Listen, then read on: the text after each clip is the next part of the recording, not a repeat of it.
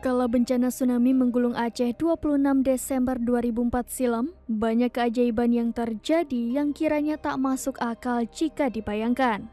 Seperti salah satu kisah dari seorang perempuan yang saat itu masih duduk di tingkat SMP.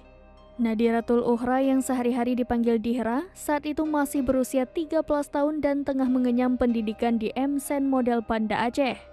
Dihra merupakan salah satu saksi hidup yang merasakan langsung ketika air bah menggulung dirinya dan masyarakat Aceh lainnya. Kisahnya menantang maut dengan melompat ke dalam tong sampah yang ikut hanyut pun cukup mengerikan. Perjuangan Dihra yang berusaha bertahan hidup di tengah terjangan tsunami itu patut menjadi pengingat betapa mencekamnya peristiwa bencana alam dahsyat tersebut. Hari ini, 19 tahun sejak tsunami melanda Aceh, tepatnya 26 Desember 2004 silam, menjadi peristiwa yang paling memilukan bagi Dihra dan masyarakat Aceh lainnya. Gempa berkekuatan 9 skala Richter dan gelombang tsunami setinggi 30 meter menghantam sebagian wilayah Aceh dan menjadi lembaran duka bagi sejarah Indonesia. Ratusan ribu nyawa menjadi korban dari bencana dahsyat di benua Asia dalam 2 dekade belakangan ini. Nadiratul Ukhra menjadi salah satu korban yang selamat berkat keinginannya untuk terus bertahan hidup. Sebuah arsip berita harian Serambi Indonesia edisi Minggu 9 Januari 2005 menggambarkan detik-detik perjuangan Dihra untuk bertahan hidup dari terjangan tsunami.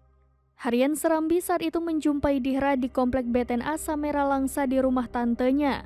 Dihra mengisahkan dirinya selamat dari gelombang tsunami berkat melompat ke tong sampah yang sedang terapung.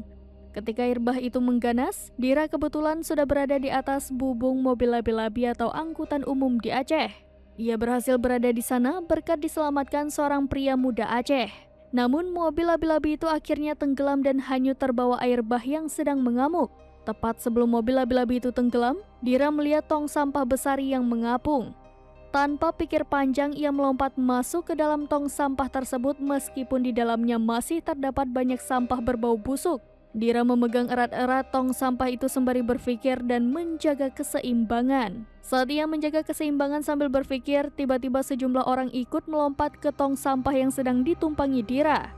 Karena sudah melewati kapasitas, tong sampah beserta Dihra dan sejumlah orang yang menumpanginya pun ikut tenggelam.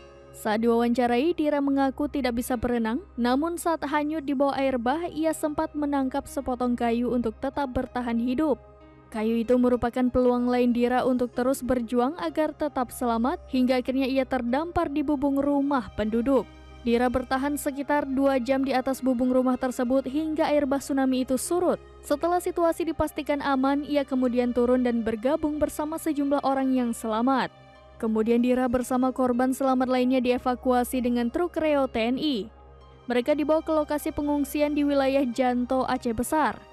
Namun Dihra saat itu tidak ikut tinggal di kamp pengungsian sebab ada seorang penduduk setempat yang berbaik hati menawarkan Dihra untuk tinggal di rumahnya. Dihra mengaku tidak begitu ingat secara pasti siapa nama pemilik rumah tersebut. Yang ia ingat, pemilik rumah itu kerap dipanggil warga setempat dengan panggilan Mak Nong.